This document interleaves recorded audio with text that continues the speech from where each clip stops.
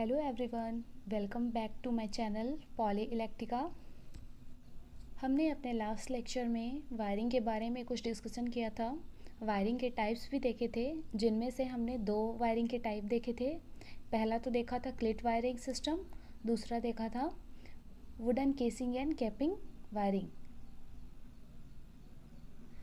तो आज के लेक्चर में हम वायरिंग के आगे के टाइप्स देखेंगे, उनके बारे में डिस्कशन करेंगे। तो चलिए देखते हैं। तो चलिए स्टार्ट करते हैं। हमारा तीसरा टाइप है वायरिंग का lead sheathed wiring. The type of wiring employs conductors that are insulated with VIR and covered with an outer sheath of lead aluminum alloy containing about 90% of lead. The metal sheath given protection to cables from mechanical damage, moisture and atmospheric corrosion. इस तरीके के wiring system में जो हमारा conductor होता है उसके ऊपर VIR का वल्कनाइज्ड इंडिया रबर का इंसुलेशन होता है और इसके ऊपर लीड और एल्यूमिनियम का एक शीथ होता है, एक आवरण होता है जिसमें लगभग 95% लीड होता है। The metal sheath give protection to cable from mechanical damage, moisture and atmospheric corrosion. इसमें जो मेटल शीथ लगा होता है सारे वायर्स के ऊपर, वो उसको कोई भी फिजिकल डैमेज, यांत्रिक डैमेज, नमी और एटमॉस्फेयर में जो भी एसिडिक करोजन होगा, जो भी क्षरण होगा, उससे बचाता है। लीड शीथ वायरिंग को हम लोग लो वोल्टेज कंडक्शन के लिए, लो वोल्टेज इंस्टॉलेशन के लिए यूज़ करते हैं और ऐसी जगह जहाँ पे एसिड और अल्कलीज, अम्ल एवं क्षार की उपस्थिति होती है, वहाँ पर इस सिस्टम का यूज़ नहीं करते हैं। ये तो हो गया लीड शीथ वायरिंग का एक छोटा सा इंफॉर्मेशन। आगे देखते हैं। The whole lead covering is made of electrically continuous and is connected to earth at the point of entry to protect against electrolytic action due to leaking current and to provide safety in case of sheath become alive. जो हमारे conductors रहेंगे उसमें leakage current के वजह से होने वाले electrolytic action से बचने के लिए क्या करेंगे, जो लीड की कवरिंग होगी उसे इलेक्ट्रिकली कंटिन्यूअस बना देंगे, उसे विद्युतीय रूप से निरंतर बना देंगे और इसे अर्थ से कनेक्ट कर देंगे ताकि जो भी लीकेज करंट होगा वो अर्थिंग के थ्रू पास हो जाए और कोई भी इलेक्ट्रोलिटिक एक्टिविटी होने से बच जाए। The cable are run on wooden batten and fixed by means of link clips just as in TRS wiring. इस लीड शीथ वायरिंग में केबल को लकड़ी के बैटन पे फिक्स कर दिया जाता है, क्योंकि इस तरह की वायरिंग में मैकेनिकल डैमेज, मॉइस्चर या फिर कोई भी एटमॉस्फेरिक एक्टिविटी से अच्छी तरीके से सुरक्षा मिलती है। तो इसके वजह से इस वायरिंग का प्रयोग हम नमी युक्त स्थान, जहाँ पे मॉइस्चर होगा, मॉइस्चर कंटेंट प्लेसेस, धूप या फिर बारिश के संपर्क वाले स्थान में भी इसका उपयोग कर सकते हैं। जनरली इस तरीके के वायरिंग का जो एज है वो लगभग 30 वर्ष तक का होता है। जनरली इस तरीके के वायरिंग का यूज़ बड़ी बड़ी बिल्डिंग्स, हॉस्पिटल्स, इन सभी प्लेस में ज़्यादातर किया जाता है। इस तरीके की वायरिंग दिखने में कुछ ऐसी होती है।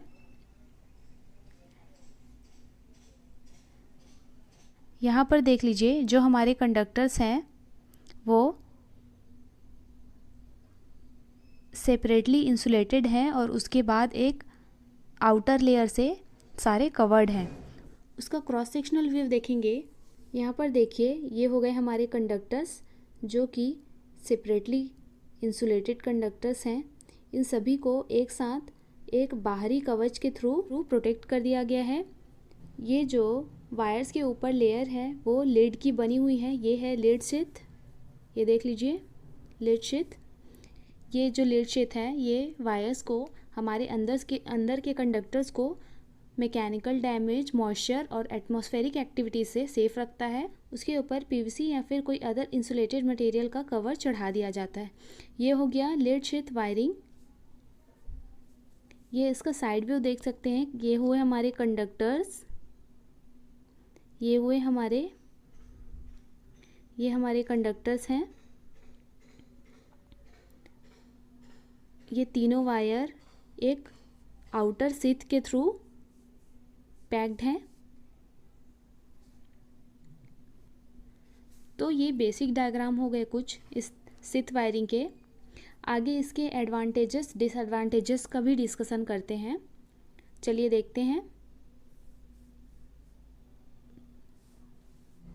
एडवांटेज क्या क्या हो गए इसके।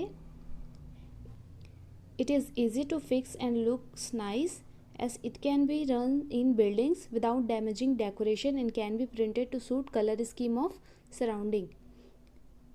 इस तरीके की वायरिंग एक लुक वाइज भी देखा जाए तो किसी भी कलर स्कीम के लिए, किसी भी बैकग्राउंड के लिए सुटेबल होगा। It can be used in damp situations provided protection against moisture effect on the ends of the cable are given. It can be used in situations exposed to rain and some provided no joints is exposed। इस तरीके के wiring का उपयोग तेज बारिश और धूप वाले स्थान पर भी आसानी से हम लोग कर सकते हैं। It provides protection against mechanical injury better than that of TRS wiring.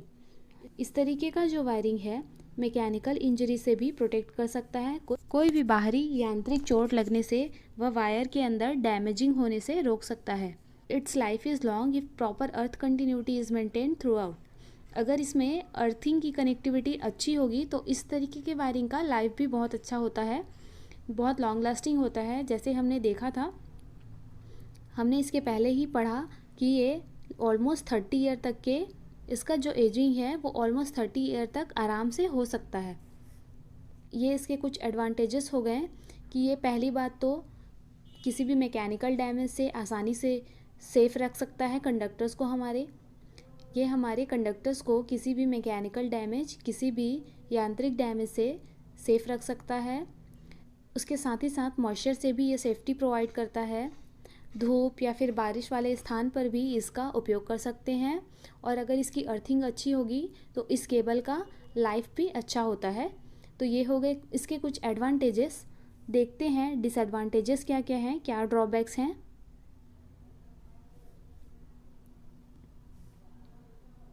Disadvantages: in case of damage of insulation the metal sheath becomes alive and give shock. So as to provide safety against electric shock, it is necessary that the sheath is properly earthed and the earth wire is run side by side with it and all pieces are properly bonded or jointed together so that not a single cover unearthed। इसका सबसे main disadvantage ये है कि अगर इसमें insulation कहीं पे भी डैमेज होता है तो क्या होगा, इंसुलेशन के डैमेज होने से जो मेटल शीथ है वो उसमें भी करंट फ्लो होने लगेगा। अगर अंदर के कंडक्टर का कोई भी इंसुलेशन डैमेज होगा तो जो उसके आउटर में मेटल शीथ लगी हुई है, जो लीड शीथ लगी हुई है, उसमें भी करंट फ्लो होने लगेगा और ये ह्यूमन बींग्स को इलेक्ट्रिक शॉक भी दे सकता है। तो इस इलेक्ट्रिक शॉक से बचने के लिए हमें ये ध्यान में रखना होगा कि जो शीथ है, जो लीड की शीथ बनी हुई है, वो अर्थिंग वायर से प्रॉपरली कनेक्टेड हो ताकि जो भी लीकेज करंट होगा या फिर जो भी कंडक्टर का इंसुलेशन ख़राब होने की वजह से भी जो एक्स्ट्रा करंट होगा वो अर्थिंग वायर के थ्रू अर्थड हो जाए और ह्यूमन के लिए सेफ्टी रहे। तो ये इसका एक मेन डिसएडवांटेज हो सकता है। अगर इंसुलेशन की ख़राबी की वजह से ह्यूमन बींग को शॉक का खतरा हो सकता है। It is not suitable for places where chemical corrosion may occur. ये ऐसे जगह पर बिल्कुल भी सूटेबल नहीं होगा जहाँ पे किसी भी तरीके का केमिकल करोजन या फिर रासायनिक क्षरण होने के चांसेस होते हैं। ये ऐसे जगह पर बिल्कुल भी सूटेबल नहीं है। Skilled labour and proper supervision is required. इसके लिए स्किल्ड लेबर्स और प्रॉपर सुपरविज़न की ज़रूरत पड़ती है। It is costlier then TRS wiring. ये जो इस तरीके का वायरिंग है, जो शीथ वायरिंग है, ये बहुत कॉस्टली होता है। तो ये हो गए कुछ इसके डिसएडवांटेजेस। इसके साथ ही साथ इस केबल का एक और डिसएडवांटेज होता है कि इस केबल को हम लोग कहीं से भी सीधा मोड़ नहीं सकते हैं। इसका मतलब ये हुआ कि इसे एडजस्ट करने के लिए ईजिली मोड़ा नहीं जा सकता जिस तरीके से नॉर्मल वायर्स को मोड़ सकते हैं। तो ये इसका एक बहुत बड़ा डिसएडवांटेज है। ये तो हो गए हमारे लीड शीथ वायरिंग के डिसएडवांटेजेस। इसके बाद अब हम लोग नेक्स्ट हमारे वायरिंग के टाइप को देखते हैं। तो नेक्स्ट है हमारा बैटन वायरिंग। ये हमारे वायरिंग का चौथा तरीका है, बैटन वायरिंग। बैटन वायरिंग में CTS और TRS वायरिंग भी आता है। अगर इस वायरिंग में CTS केबल का यूज़ होता है तो इसे CTS वायरिंग सिस्टम कहते हैं, और अगर TRS वायरिंग का यूज़ होता है तो TRS वायरिंग सिस्टम कहते हैं। CTS का मतलब होता है कैप टायर शीथ और TRS का मतलब है टफ रबर शीथ। CTS का मतलब कैप टायर शीथ, TRS का मतलब tough rubber sheath. Single core और डबल कोर और 3 core TRS cable with a circular oval shaped cable are used in this kind of wiring. Mostly single core cables are preferred. Single core या फिर double core या फिर triple core, इस तरीके का TRS cable को इसमें यूज़ करते हैं। जनरली हम लोग सिंगल कोर केबल को प्रेफर करते हैं। TRS cables are chemical proof, water proof, steam proof, but are slightly affected by lubricating oil. TRS cables are run on well seasoned and straight thick wood batten with at least a thickness of 10 mm.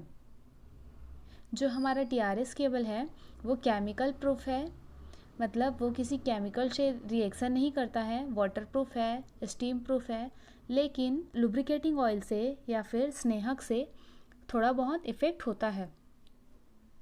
The cables are held on the wooden batten by means of tinned brass link clips, जिसे कहते हैं buckle clip, already fixed on the batten with brass pins and spaced at an interval of 10 cm for horizontal runs and 15 cm for vertical length.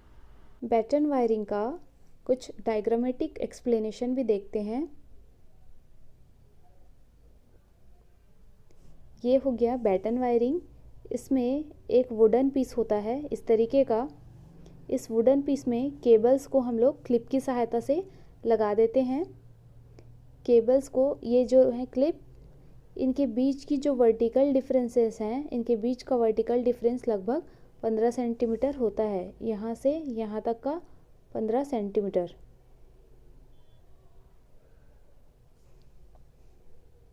ये बहुत पुराने तरीके का wiring system है, baton wiring system. इसी क्रम में हम इसके एडवांटेजेस और डिसएडवांटेजेस भी देख लेते हैं। Advantages of batten wiring. Wiring installation is simple and easy. Batten wiring में जो वायरिंग इंस्टॉलेशन है वो सिंपल एंड ईजी होता है, मतलब ये एक आसान तरीके का वायरिंग इंस्टॉलेशन टेक्निक है। Cheap as compare to other electrical wiring system, दूसरे वायरिंग सिस्टम की तुलना में ये सस्ता होता है। It is cheap as compare to other electrical wiring system. Repairing is easy, इसमें रिपेयरिंग आसान होता है। नेक्स्ट है स्ट्रॉन्ग एंड लॉन्ग लास्टिंग। ये काफ़ी, इसमें मजबूती बहुत होती है और ये लॉन्ग लास्टिंग भी होता है, बहुत लंबे समय तक चलता है। Customization can be easily done in this wiring system. इस वायरिंग सिस्टम में कोई भी हम लोग को चेंजेस कराना है, कुछ कस्टमाइजेशन चाहिए, वो सभी आसानी से हो सकते हैं। उसके बाद है less chance of leakage current in batten wiring system. Batten wiring system में लीकेज करंट के चांसेस बहुत कम है, इसमें करंट लीक होने का चांस बहुत ही कम हो जाता है। Less chances of leakage current in batten wiring system. तो ये हो गया हमारा बैटन वायरिंग का कुछ एडवांटेजेस। अब इसके डिसएडवांटेजेस को देखते हैं।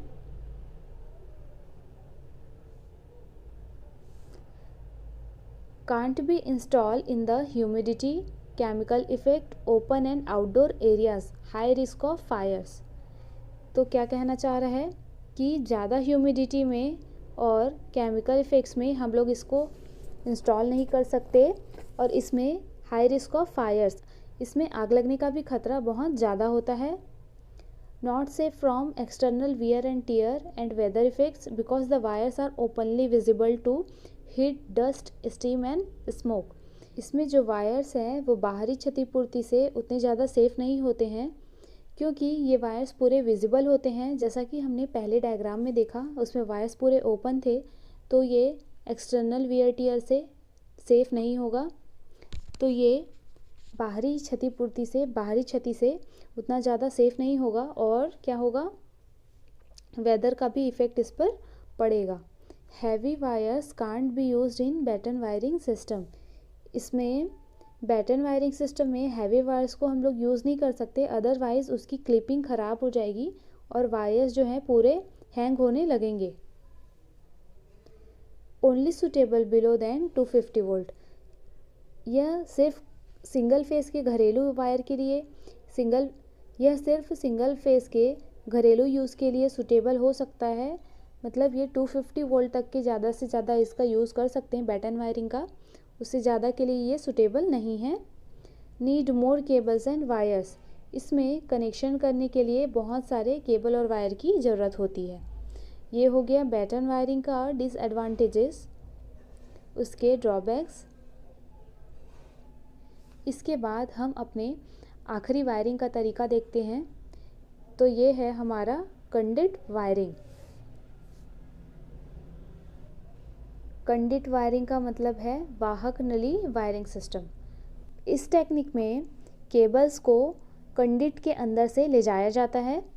कंडक्ट एक तरीके का वाहक नली है, एक पाइप होती है। इंस्टॉलेशन के अकॉर्डिंग कंडक्ट वायरिंग कई तरीके का हो सकता है। कंडक्ट वायरिंग दो तरीके का होता है, surface conduct and concealed conduct. ये बाय मिस्टेक एक एक्स्ट्रा लिखा गया है, इस पर ध्यान मत दीजिए। तो सरफेस कंडक्ट वायरिंग में क्या होता है, ये जो सरफेस कंडक्ट वायरिंग है, ये पहली बात तो लो वोल्टेज के इंस्टॉलेशन के लिए उपयोग में लाया जाता है। इस तरीके की वायरिंग में कंडक्ट पाइप को दीवार पर क्लिप की सहायता से लगा दिया जाता है। ये इस तरीके का दिखता है कंडक्ट वायरिंग। ये मेटल का भी, ये जो कंडक्ट है ये मेटल की भी हो सकती है या फिर पीवीसी वगैरह के भी होते हैं।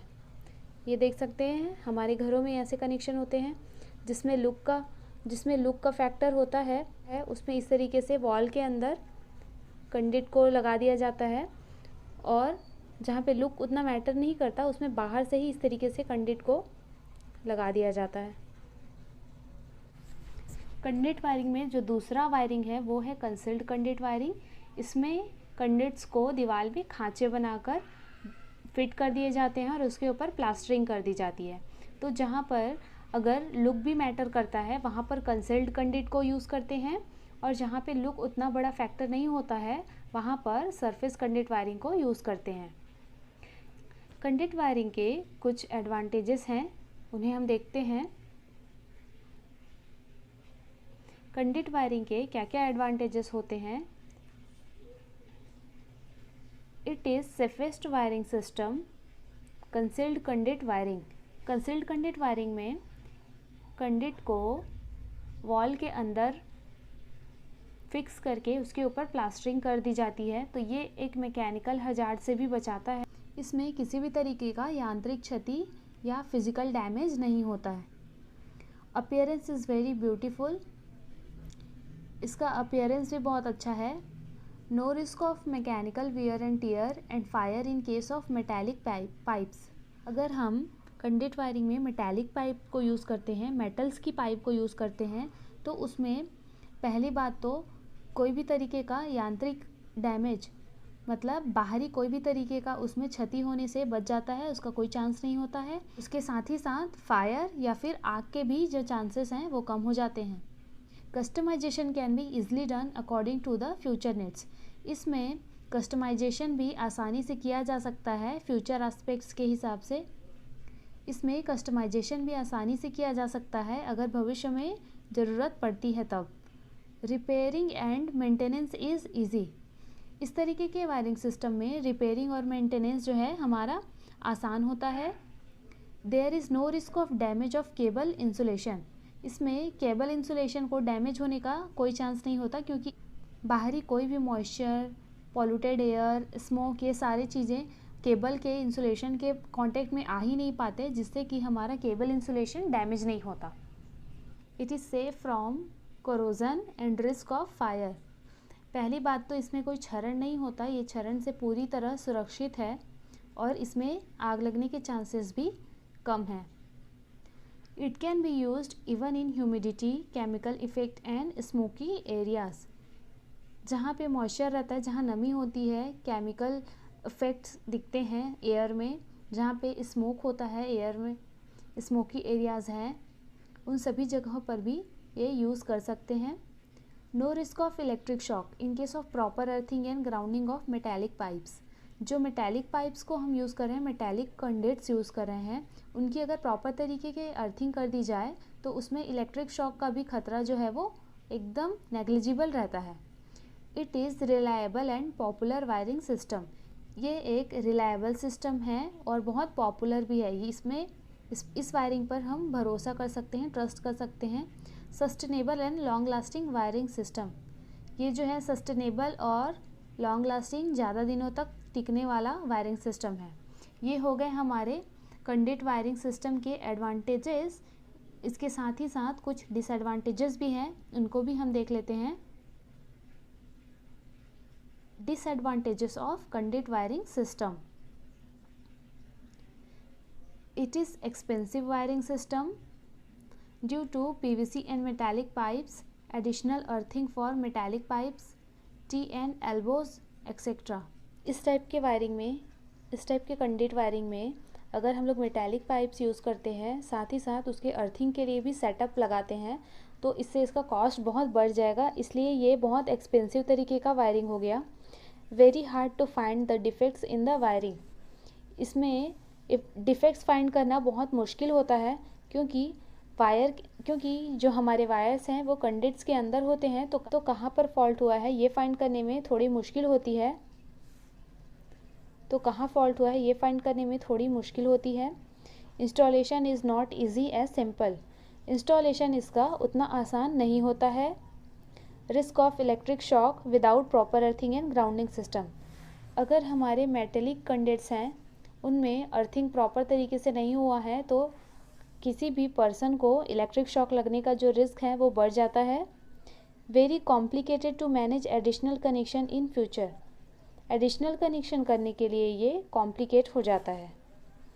एडिशनल कनेक्शन करने के लिए ये कॉम्प्लिकेटेड भी है।